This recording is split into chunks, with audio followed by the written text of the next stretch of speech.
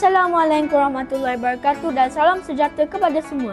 Saya Muhammad Samiul Fawaz bin Rosli, pengawas Pusat Sumber Sekolah Menengah Sains Selangor. Hari ini akan membentangkan satu tajuk yang sangat istimewa dan bermanfaat kepada semua, iaitu jenis-jenis puasa. Tahukah anda, puasa dikategorikan di bawah 4 kategori ini, iaitu puasa wajib, puasa sunat, puasa makruh dan juga puasa haram.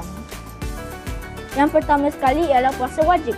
Puasa wajib merupakan puasa yang kita wajib melakukannya pada waktu-waktu tertentu seperti puasa Ramadan, puasa Qada, puasa kafarah ataupun puasa nazar.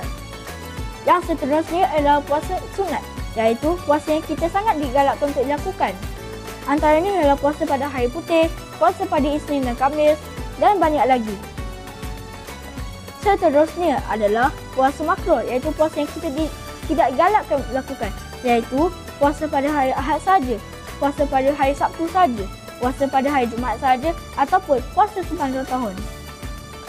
Akhir sekali puasa haram, iaitu puasa yang kita tidak boleh lakukan, iaitu puasa pada hari raya Aidilfitri, puasa pada hari raya Aidiladha, puasa pada hari Tasyrik iaitu 11, 12 dan 13 Zulhijjah ataupun puasa pada hari Syak iaitu 30 Syakban. Kesimpulannya, kita dapat banyak hari yang kita boleh berpuasa, namun kita perlu berhati-hati untuk memilih hari yang kita berpuasa supaya kita tidak secara tak sengaja melakukan puasa haram. Sekian, Assalamualaikum warahmatullahi wabarakatuh dan terima kasih. Selamat berpuasa.